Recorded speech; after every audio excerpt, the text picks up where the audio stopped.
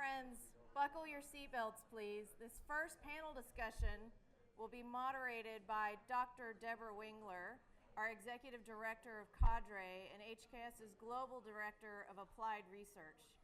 Deborah, could you please welcome your panelists to join you up at the front and tell us what y'all will be sharing with us today?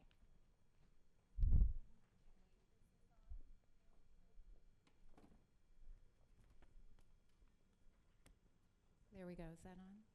Thank you, Julie. Wonderful to be here with you all today. I wanted to bring up my esteemed panelists. You know who you are. Come on up. Today, hi Audette, good to see you. We have Audette and Lori and Maggie. You're going to get to hear from these incredible individuals here over the next hour. Today, we're going to be talking to you about where we live, and I think you'll really enjoy the conversation. I'll have our panelists introduce themselves as they start their presentations. So with that, I believe I get to start. So today, I'm going to be talking to you a little bit about building brain health across the life spectrum. And I think it's important when we start to think about where we live that we have a common definition, that we're talking about the same thing.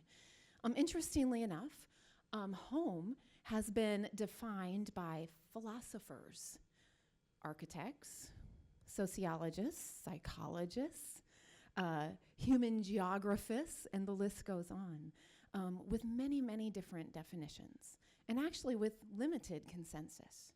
But what you see here are some of the ways in which home has been defined: a place, a space, a feeling, a practice, and an active state of being. It's also really important that we understand that home comes in many forms. I bet you everyone in this room, when I say home, has a different image in their mind, right? It could be a single family home. It could be a multi-family home. It could be what we call an accessory dwelling unit, right? That's fancy. It could be many, many things.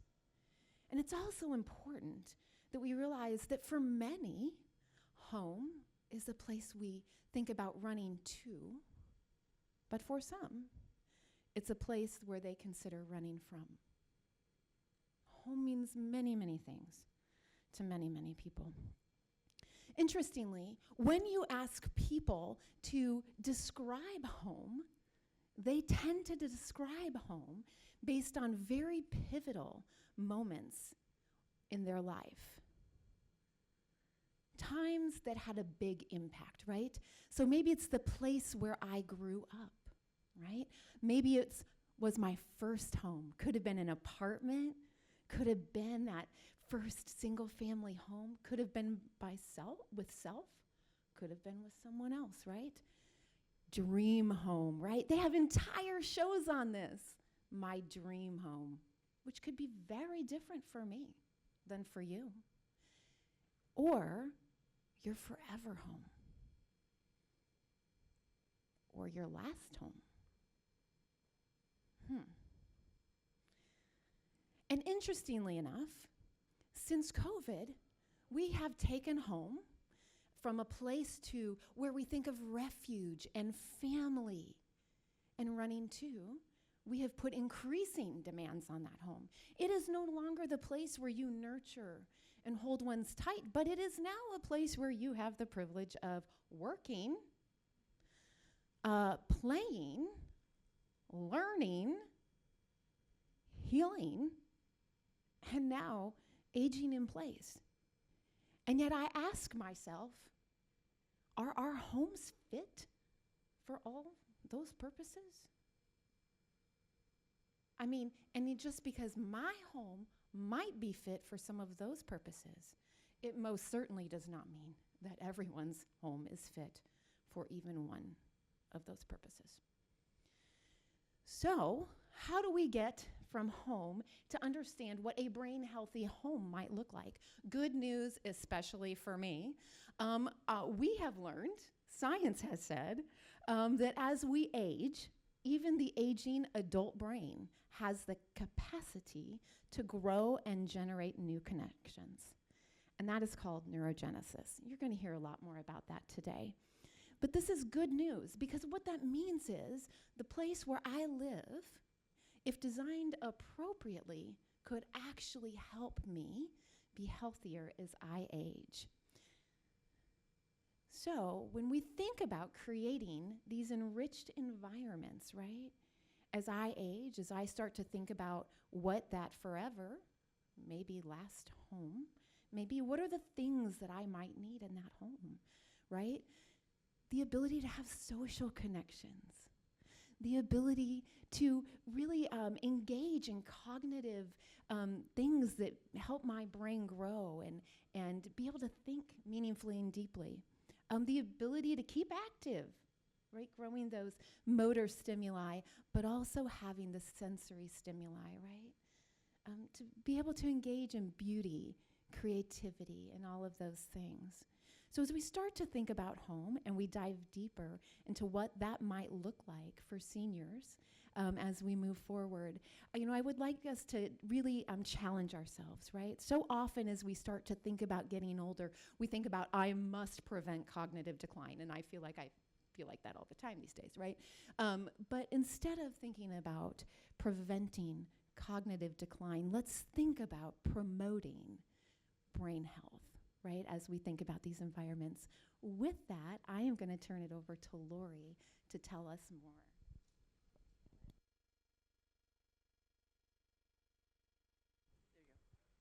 Good morning.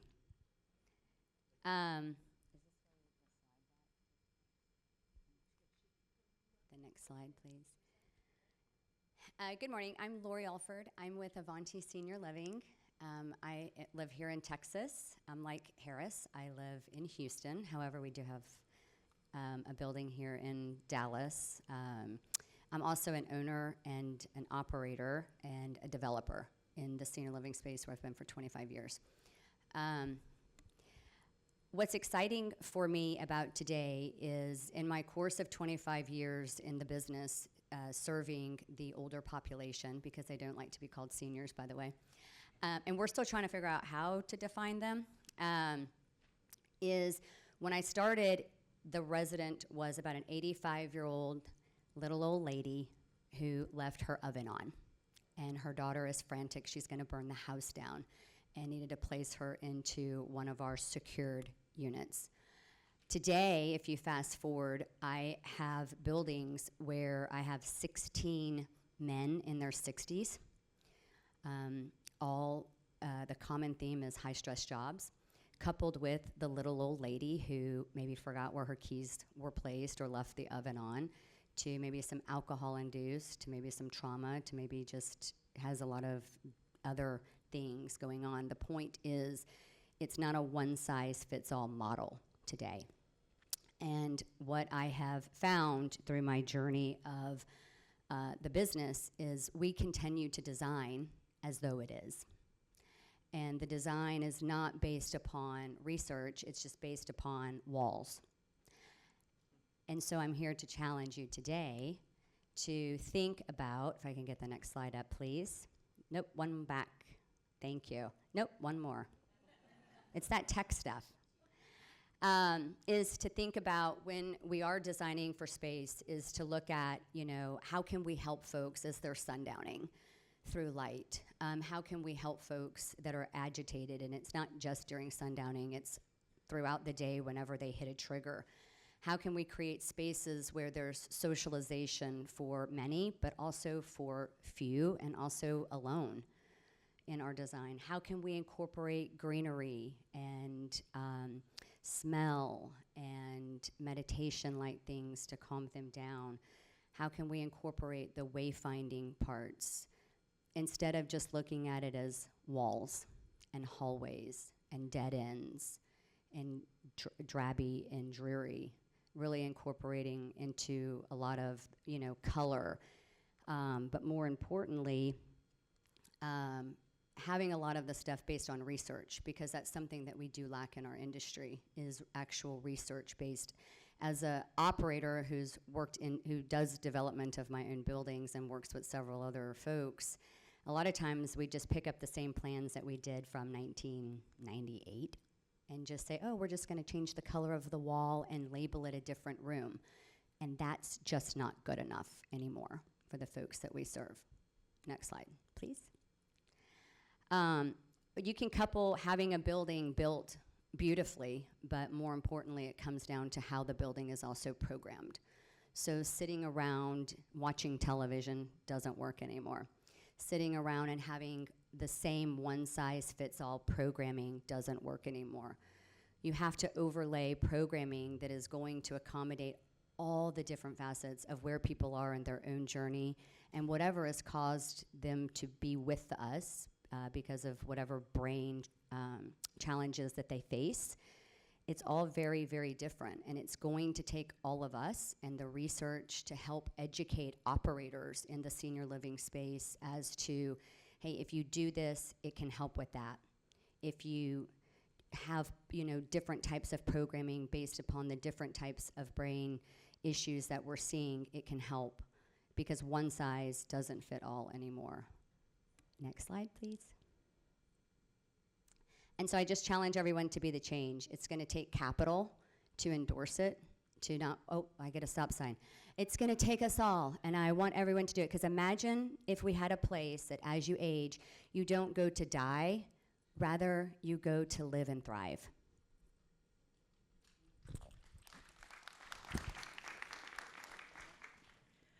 My name is Audette Rackley, and I actually work at the Center for Brain Health, and my focus is developing and implementing research programs for people with a recent diagnosis of Alzheimer's. So this conversation is very important to me. I think I'm so excited to see such a broad range of disciplines represented here, because it does take everyone working together.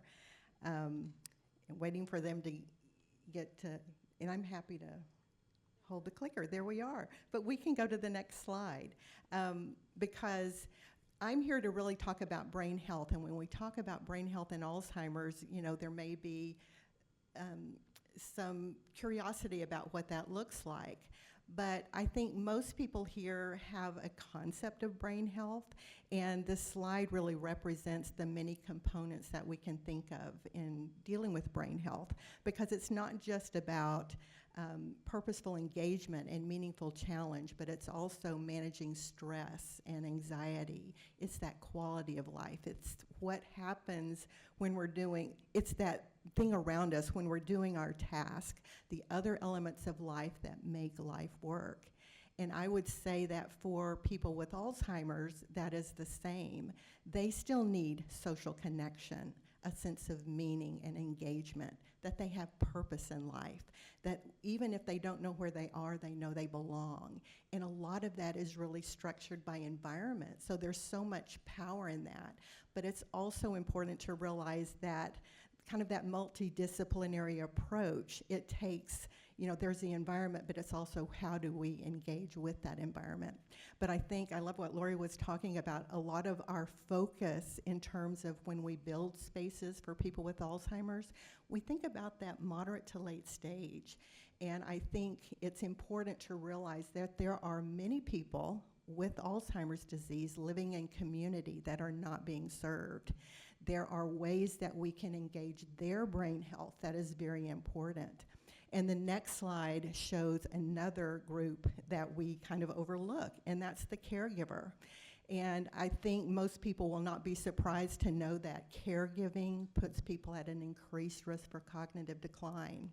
And just some interesting statistics, because it affects everyone here, is in the workforce anyway, that there are more workers caring for parents than for children.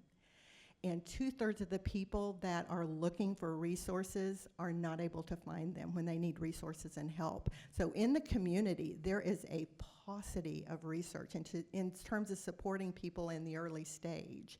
And when you think in terms of The cost of care for someone with Alzheimer's, on average, it's around $380,000 for the lifetime, and 41% of caregivers make less than $50,000 a year. So even focusing on the costs associated with care and support is important to consider. But the next slide really talks about just putting brain health in a different perspective. And I want to borrow something that a speaker at Center for Brain Cell Health, or a speaker who was at Center for Brain Health earlier this month spoke about. Dr. Lee does research in flourishing, and he was combining brain health with, because we define brain health as a person's ability to thrive in life, and that includes people with Alzheimer's. But if you think about flourishing, the way he defined it is a person, it's like when life is good, and I think many of us may have that t-shirt, right? But I actually still lead programs for people with early Alzheimer's, and just last week I asked them, how would you finish this phrase? Life is good when? And they had some amazing answers. It's like when it's a pretty day and I can go outside and enjoy it. When I can sit on my back patio and my dog is there with his head in my lap.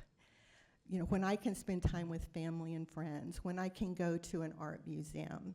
You know, there are so many things. We don't want to make it so complicated that we miss the very things that truly support brain health. And I think that does take a change in mindset, because so often we design and we think about people in terms of impairment, and we don't realize the potential. Just because we don't see something in terms of engagement or enjoyment doesn't mean that it's not there. It just means that we're not tapping it. And the environment is so important in that. So I hope that we can move towards doing things that reorient to what remains rather than focusing on what is impaired. And I just saw my stop sign, so thanks very much. I'm looking forward to this conversation. Deborah, can you turn that screen just a little? Thank you. And if you're standing over there with the stop sign, I'm not going to see it. So I get to keep on talking. Oh, darn, she's going to move.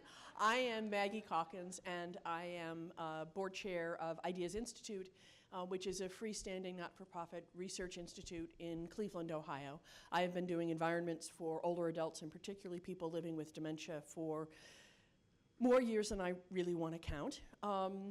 And I'm going to take a slightly different, I absolutely appreciate the comments that my co-presenters have made and agree with them.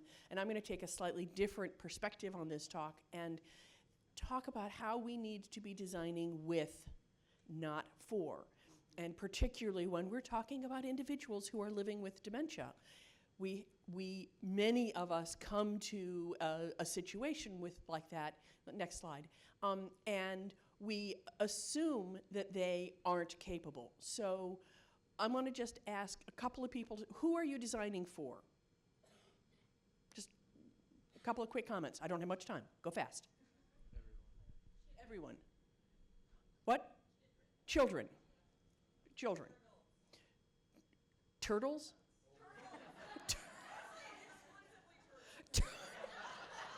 Turtle designers over here.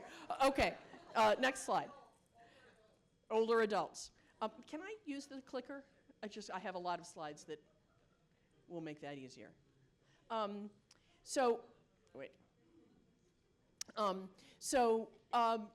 We're designing for, everybody's talked about others. Nobody in this group yet said, I'm designing for myself. I'm now in the group where I can say I'm designing for myself. I turned 65 this summer, and so I'm now classified officially as an older adult. So when I think about designing, and I do mostly nursing home and assisted living communities, I'm designing for me.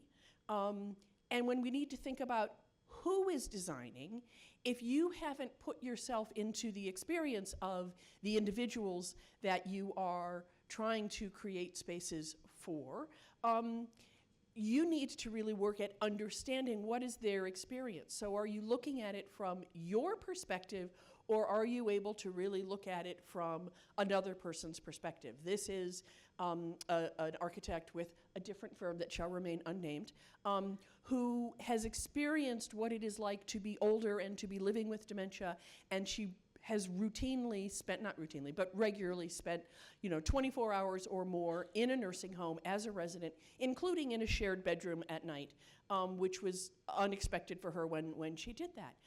And so we need to think about how are we including the individuals that are going to be living in and working in the spaces that we are designing.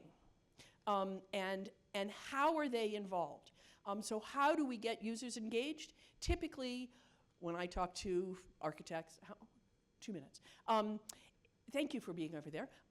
You do a focus group. Oh, we involve the residents in our projects. We do a focus group. You've already got the design done. You're showing them. You might take a couple of questions, but that's not really very much engaged. And I'm going to use a quick example from getting from a different kind of a setting. This is a children's hospital, which, although we're in where you live, there are babies and children for whom this is the only home they will ever know. They probably won't go to a different home. And so I thought it was okay to use. This is a project that was done by HKS with a local architect up in the Cleveland area. And they had a group of children and patients and family members who were an active member of the core design team. They did an IDP process every 2 weeks. They were there for most of a week, and these kids were there, I think, 2 days a week, every other week. They built full-scale mock-ups and had people, not just the staff, but they had the patients, they had the kids going through and talking about what's important. And you can't see it terribly well, but in this lower image down here, there are peepholes in the main lobby that look into these spaces. So it's creative and dynamic, and a lot of those ideas came from the kids. We also need to think about dementia-friendly neighborhoods. You talked about there are so many people who are living with dementia who are still out in the community, and how are we engaging them in what they want? I love your question. It's a good day when? What makes a good neighborhood? What makes it a good day for you to go outside and do the things that you enjoy doing? And so there are lots of different tools that we can use to engage the voices of the people who are experiencing these cognitive impairments. And don't go it alone. This is tough work. It's hard sometimes to communicate with these individuals. And so, like what we're doing here today, do partnerships, do coalitions. SAGE is the Society for the Advancement of Gerontological Environments. They are an interdisciplinary group that really works at understanding how to create supportive environments. They do post-occupancy evaluations every year in different buildings and share those results at conference presentations and on their website with white papers. Advancing Excellence is another coalition. Moving Forward is another coalition. Those are all primarily involved in shared senior residential communities. And we got to think about, what do you want the experience to be like when you need to move in? Not even your parents. Think about what you want when you have to move in. Do you want to move into and have your front door experience be this upper image or the lower image? And we need to be focusing on that kind of an approach. Perfect. Awesome, you're good. Thank you. Thank you all. As you can tell, we have an all-star panel up here. And so my job now is to ask you all a few questions. You all start thinking, because in a few minutes, you're going to get to ask questions as well. So to get started, I'd love each of you to kind of share with us a little bit, what are some unique brain-healthy design responses that you have seen implemented into either senior living or places for older adults? Audette, I'd love it if you started. I love what Maggie said in terms of creating for yourself, and I think I have some exciting ways to there's some really amazing communities that have been started that we can really learn from and replicate. But I want to start with something that one of my Alzheimer's participants said last week when I was talking about what do you want. And they said, I don't want to live in a place where I have to get up at a certain time, eat breakfast in the lunchroom, and then there's nothing to do, and I just go back to my room and stay all day. And unfortunately, that's something that is in the mindset. And I think a reason why people don't move in more soon, because they just are not, it does not draw them. It does not engage them. It does not make them think I want to be there. And I think we would all say that. But some really amazing, hopefully some of here have heard of Dementia Village in the Netherlands. If not, it is a community that was based on creating a space for people with Alzheimer's that mirrored real life. So instead of living in just a hall of rooms, there's these smaller areas that are constructed around the person's preferences so they can maybe get to know each other there. But a huge concept is they have the ability to walk around. They can go outside. There's an avenue where they can go to the grocery store. They can go to a restaurant. They can get their hair done. There's a park. It is a way to bring real life and what is familiar to them to their doorstep. And there are some places in the United States that are moving in that direction. There's something called Abe's Garden in Nashville, Tennessee. It's part of Vanderbilt. And they have this same concept, is how do we engage people where they are? And really looking more broadly in terms of what that looked like. So if there's people who love to dance and love music, maybe there's one living environment where people that's really something that inspires them. They live together, and then there's a place where you can have a dance floor and you can engage people in those kinds of ways. But I think, it is, and there's another, there's an I'm Still Here approach by Dr. Zeigel, who that's another resource if you want to look into it, who really works at every activity that we do. We don't do activity just to do an activity, but we try to engage people where they are so we can help them thrive and find that meaning.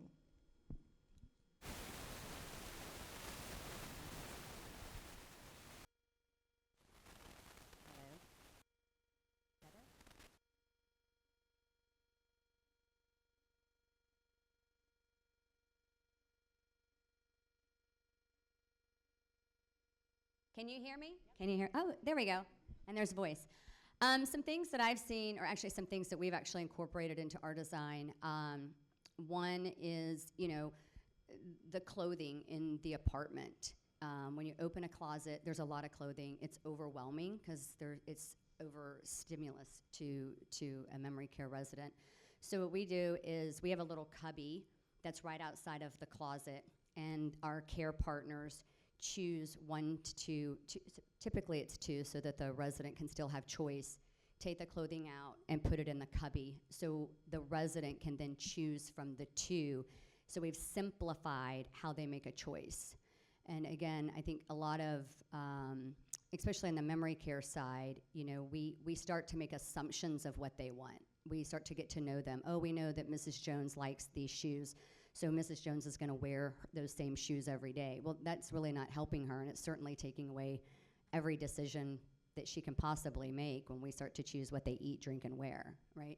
So having elements in there that they can still make choices for themselves.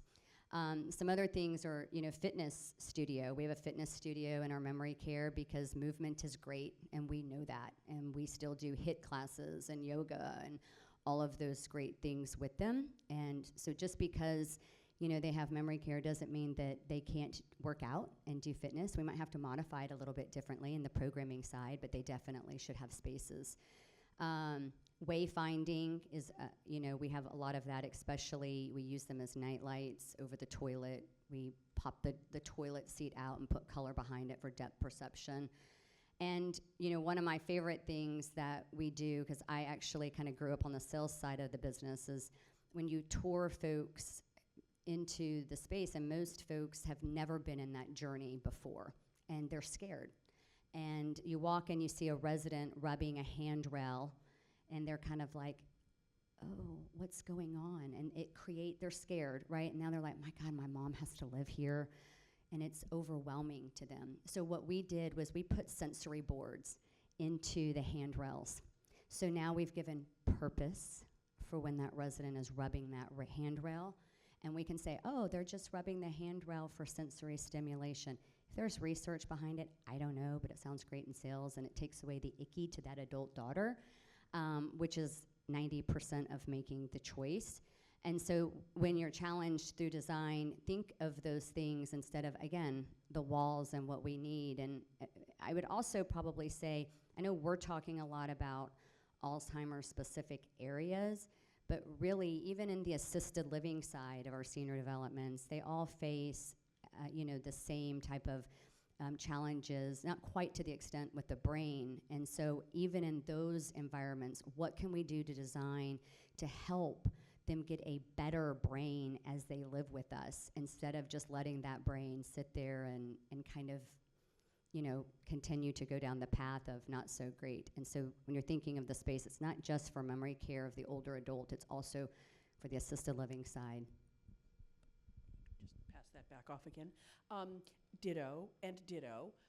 So there's absolutely solid evidence of the positive benefits of spending time outside every day. Doesn't have to be a lot of time. And in our society, we mandate, our rules mandate that prisoners have to have an hour outside every day. There is no such rule for older adults who live in shared residential settings, and many of them don't go outside for months, except to get in a car to go to a doctor's appointment. And so it's not only designing outside spaces that people want to go to, that there are interesting things to look at and interesting things to do, but it's also really focusing on the access to the outside space. The number of doors that are too heavy to open, are kept locked, are alarmed, have required signage that says, this door is alarmed. If you press it for 15 seconds, the door will unlock. Talk about confusing messages. And so designing for easy outside access for everybody is, I think, absolutely the number one way of promoting brain health. I also had written down wayfinding because there is so much stress associated with not having a sense of where you are and how to get to where you want to be or think you ought to be, or where someone seems to think you want to be. And so creating spaces, and it's not just signage, it's use of cues, it's how the space is laid out, it's making spaces that are clearly identifiable. Their primary function is identifiable by the design of the space. And there are ways to do that that also help to engage residents in positive ways. If we design the dining rooms so that there are easy opportunities for instance, residents living with dementia to help set the tables, it's an activity that they're familiar with that gives them meaning and purpose. One of the very first studies that was ever done in a nursing home gave half of the residents a plant to take care of and didn't give it to the other half. And the residents who had a plant to take care of thrived more than the residents who didn't. All of the rest of the care was the same. And so it's as simple as having some purpose and meaning in life. And if you don't, if you're put into a situation where you have no control, you have no purpose, you have no meaning, you're not going to thrive. And my last comment is small scale. If we've learned anything over the years, it's that smaller groups of residents, the Hogewick project that Audette was talking about, the apartments are for 6 and 7 residents. Now there are 23 of them that are combined into this village, but you live with a family-sized group as opposed to with 40 to 60 other residents. And we know that that makes a huge difference. I love it.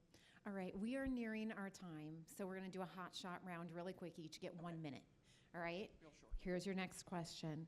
How do you balance regulations versus creativity when designing brain healthy environments for older adults? 1 minute each. Go for it. Okay. Federal in long-term care, federal regs are not the problem. They have been changed. They have been modified. State regs vary, particularly in assisted living. It's often not the regulations, it's the regulator, it's the AHJ, who has an old impression of what they think is important.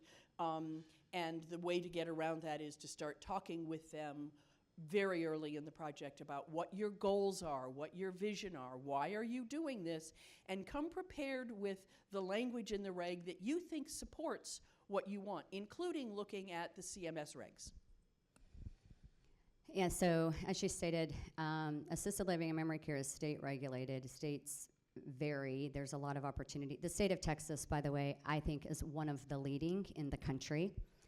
So plug for the great state of Texas. I do think there needs to be change in the regulatory front, especially on the fire marshal part. To your point, you have this huge sign in the middle of the door that says, you know, press and hold for 15 seconds to release in a secured area of living, right? They can read, by the way. Just placing that there. I have my own. I'm good. Thank you. So I know nothing about regulations, but when I think about regulations, I think a restrictive environment, because my perception of a regulation is how to keep people safe. And if we're talking about brain health, if we're talking about helping people thrive, if we're talking about creating a flourishing environment, it's not building for the restricted concept. It's understanding that people with dementia, even if they have a lot of impairment, still have potential. So if we're going to truly have a thriving, flourishing place where people are actually look forward to going to, that's going to be building those environments like that can get out to nature. I love that, because even earlier we had that statistic that people who are near green spaces do better mentally. That's the same for people with Alzheimer's. Even if you can't get yourself out on a porch, if someone can take you there on a pretty day and you can feel the breeze on your face and listen to water running or listen to the birds, that's going to make a difference. So, you know, in terms of my I guess closing statement on that is, let's not build to the restriction and the regulation. Let's think in terms more holistically on how we can help people thrive and engage. I love that.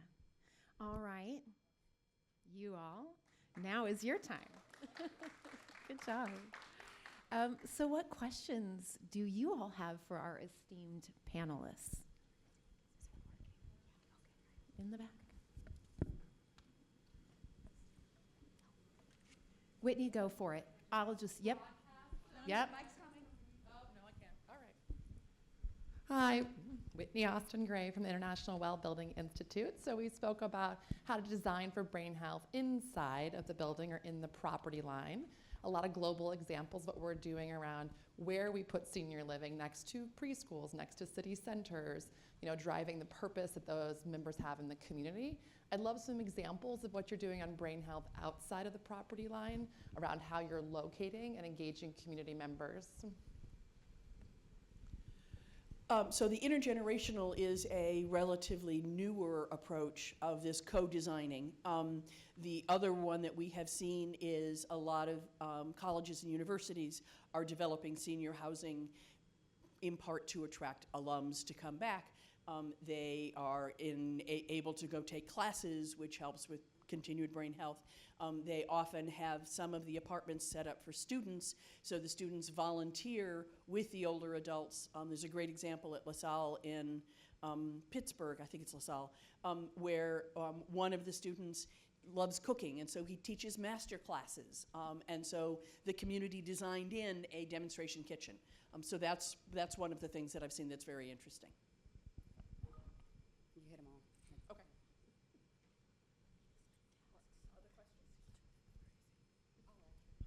Other question?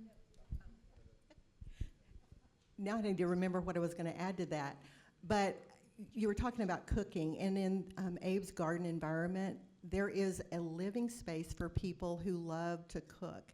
And so when we think about regulations, and I mean, that's not outside, but you can bring people in who have an expertise. So I'm kind of bringing the outside in, I guess, and how to do a cooking class with people with dementia.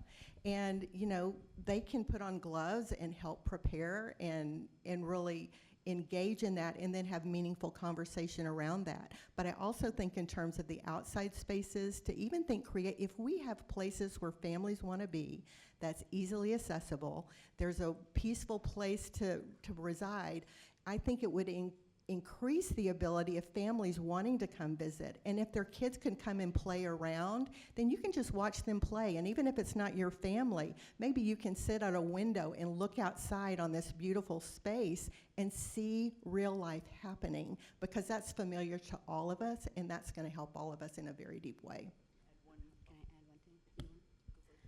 The other thing I would probably add is not necessarily the outside, but we have to remember that we have team members that take care of the seniors. And so when you're thinking through design, think of not just the older adult, but also that team member who is having to be that caregiver, who's facing agitation, a lot of aggression from residents.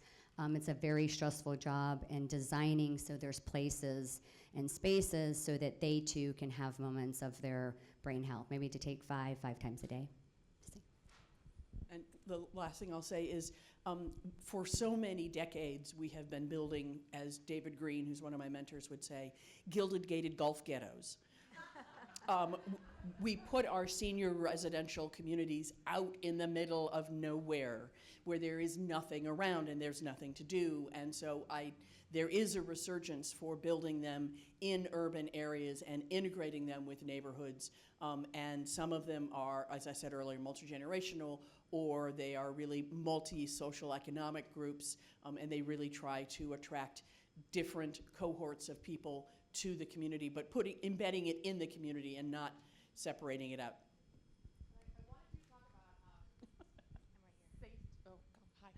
Okay, hi. Hello.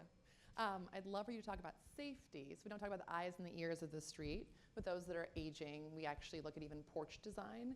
This is very important that this isn't like an amenity or something they could do. This is a strong purpose that drives safety in certain locations by a clear role that you play by having eyes and ears, like for example on streetscapes. So I just wanted to add in a safety element and a purpose-driven place around how they're engaging in the community design.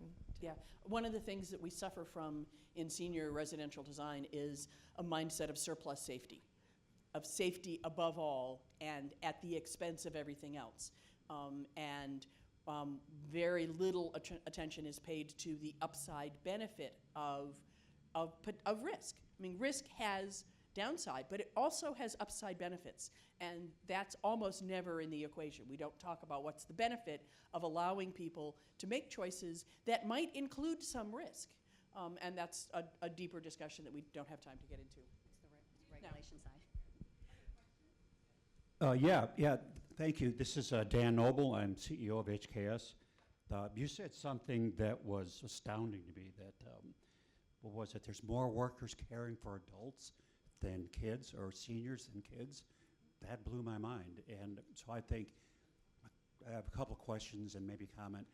Is that something we're just going to have to live with? Is that a trend you don't see changing? If so, what can we do in the design community to help create a more effective solution to that, or way of caring for? Or is there something we can do to reverse that trend? With the baby boomers aging, I don't see that trend happening quickly. And with the cost of care for people with Alzheimer's, and just knowing that some people can't afford it, so they're going to have to keep working, and then maybe they'll have a parent who's at home. And then it comes, are they going to turn the stove on? How are they going to be engaged? So I think we can certainly do better. And there's a place in Houston called the Amazing Place, and it is for people with a recent diagnosis. And they engage them in brain healthy activities. They educate on brain health, they give support to caregivers, but they're doing things like arts kinds of activities and cultural activities. They're meeting others, so you're addressing that social isolation piece. So I think there needs to be more of these spaces, and I wish we could apply the same creativity to people with Alzheimer's as we do with children's. I mean, sometimes, I don't know what that would look like, but sometimes we have a nursery at a workplace that has a lot of people. So if there's a lot of people affected, could we have an early stage place there? I know some, also when we think about respite care or we think about kind of day programs, we gear it for people that are more moderate stage. What if we expanded that to give more of a continuum of care, a place where people want to come? There's a positive nature about it. And I will share a quote from one of my caregivers. She said, "People with early Alzheimer's are the most untapped volunteer resource. Could we find something that they can do that would not only give them purpose, but is there a way that we could," and I don't want any child labor law kind of thing, but we could generate something that could maybe help support those programs that are so important? And I feel like I missed one of the questions, but did I get all your questions? I think it might have been, do you see, is there a way to reverse that trend? Well, and so they're looking for the cure, right? But in the meantime, we need to address the problem that is real, and it is there. But one thing that I would say is, and here comes the creativity thing. This is a room of creatives. How can we create spaces that when we cure Alzheimer's, or at least cure a percentage of them, when that, hopefully all the brain health focus, there's a lot of promise in terms of what we do in terms of dialing down risk factors. So hopefully over time, if people start implementing them and this brain health concept gets really taken on more broadly, that we'll start seeing that number going down. And I think the incidence has gone down some, but with the baby boomers aging, it kind of washes that out. So if that happens and there are fewer people who need that, let's create creative spaces that are focused on brain health, would then serve a number of populations who also need help in the brain health category. I would also add to your, what could architects do in the development process to help the caregivers who, in my space as an operator, are not the family members. We employ them, and everyone knows, like, staffing is hard no matter what industry you're in. But when you have an industry where folks are giving showers and helping people go to the restroom, that's not the most luxurious job. Don't put break rooms in the back of, the most undesirable place. Maybe put it in the front, make it important. It sends a message to the employees. Don't put the housekeeping, closet at the far back of the room that they have to walk 50 steps to get to, and there's the rooms are way over here. Think through, don't just think when you're designing through the eyes of a resident, think through it as in the eyes of that employee, because if as the employer, I'm doing whatever I can to attract and retain the most talented, and if I have a differentiator in my design, that's a leg up than the people down the street. And I just wanted to say, I love the prompt, Dan, and I think part of what you're asking really should help us to think broadly, right? Are we taxing our homes where we live to do more than they are set up for? And how might, if we have a workforce currently that is taking care of aging parents, what might that work space need to look like, those policies, those things that surround it, to support those individuals that are no longer taking care of babies, right? I think we figured that out. But what about those individuals in our workforce that are taking care of aging parents? What might they need in the workplace to be able to continue to do what they need to do? And I think that also, would translate into our learning environments, right? So I think it's a very provocative prompt that we all would be wise to think about as we have these other conversations about where we learn and where we work as well. So thank you. I just had one other comment, and it kind of relates to that. I remember in my mom's instance, I remember the day where she forgot how to use a knife to cut an onion. But go 2 years forward, and I remember the interaction she had with my, young daughters. And whether it's in a senior living facility or in a single family home, maybe we need to be more inviting to the younger folks to come in there. It's not just about the caregivers, it's about the extended family, to make that really not utilitarian, but yes, so what if there's a little risk? We treat our aging parents in a different way than we treat our own kids. We don't let them stumble a little bit. We treat them, I think we over-treat them. And one person's opinion, I'm no doctor, but just my thoughts. Yeah, I mean, that's the surplus safety mindset. It's one thing to provide a lot of supports. It's another when you start restricting what anybody can do because you're concerned that there might be a bad outcome.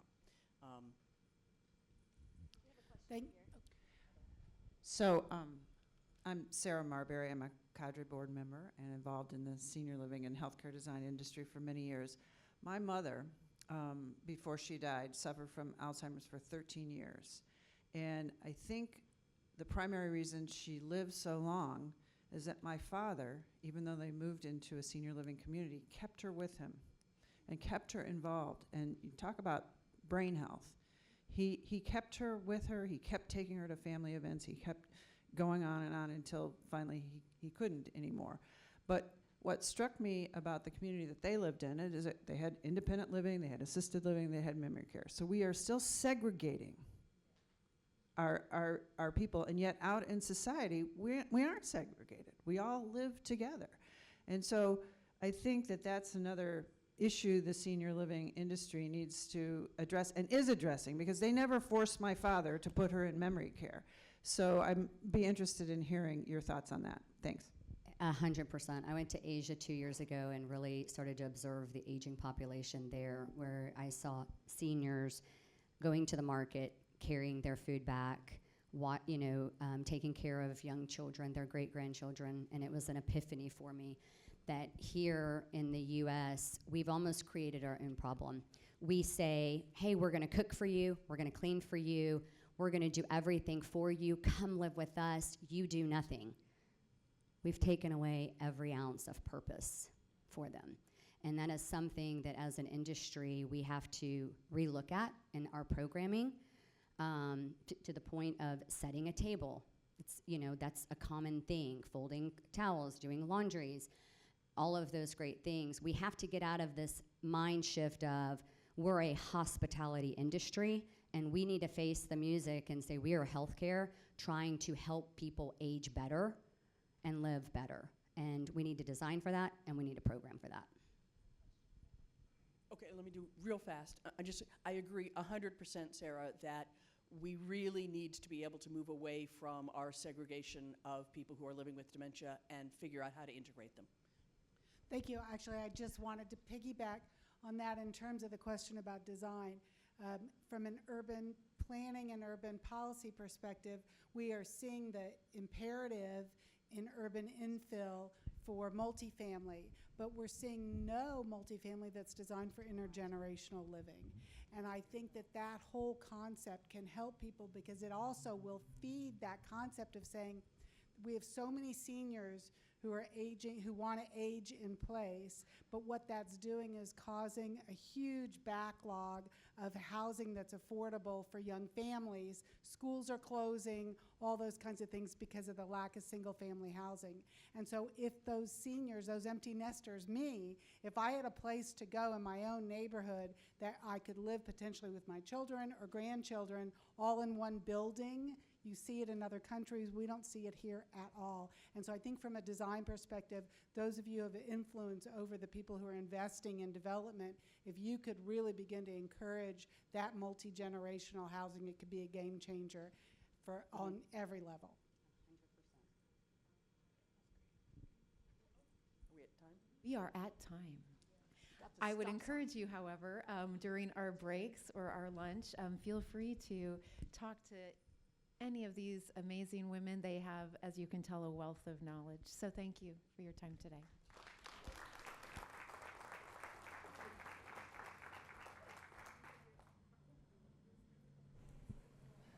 Please give your attention to Ms. Sheba Ross, our Global Practice Director of Cities and Communities at HKS, who will explain what a table talk is. You know, if you think about it, our brain is much like a parachute. It works best when it's open. Okay? So actually today we are opening our minds, and the best way to open our minds is to lean into each other. So these table talks are designed for us to build our ideas together. Okay? So on the screen, when somebody clicks next, you're going to hear 2 prompts. So we are going to get this formula into action. The 2, 5, 7. Everything through this day is going to be hinged on that formula. So right now we're sitting on the 2. 2 big takeaways. The first one is very personal. You know, we talked about it just now, that we often think about designing for others, but let's think about what do I need to thrive where I live? And second is, what can we do professionally? The different seats that each one of you have in the different tables when you go back to work is incredible. And we want to tap into that synergy. So table facilitators have been given speech bubbles because we're going to think out loud. So every table has a color. And so what we're going to do actually, table facilitators, is because we have 2 questions, each one gets 2 stickies. So for the first 7 minutes, you know, let's just quieten our minds, think about all the incredible words of wisdom we heard, and answer these 2 questions just from your point of view. Use that speech bubble. I'm going to borrow a speech bubble. Use that speech bubble to use the first sticky to answer the first question, and the second sticky to answer the second question. And then after around 7 minutes, I'd love for you all to discuss what was that big takeaway, and as a table, come up with 1 takeaway for each of the questions. So at the end of it, you'll have to have an asterisk saying, this is the top idea. We're not going to discuss it as yet, but you're going to see we're going to build a pretty incredibly brain-healthy city together before the day finishes. All right? Okay, your time starts now. All right. Each take 2. Yeah, so I went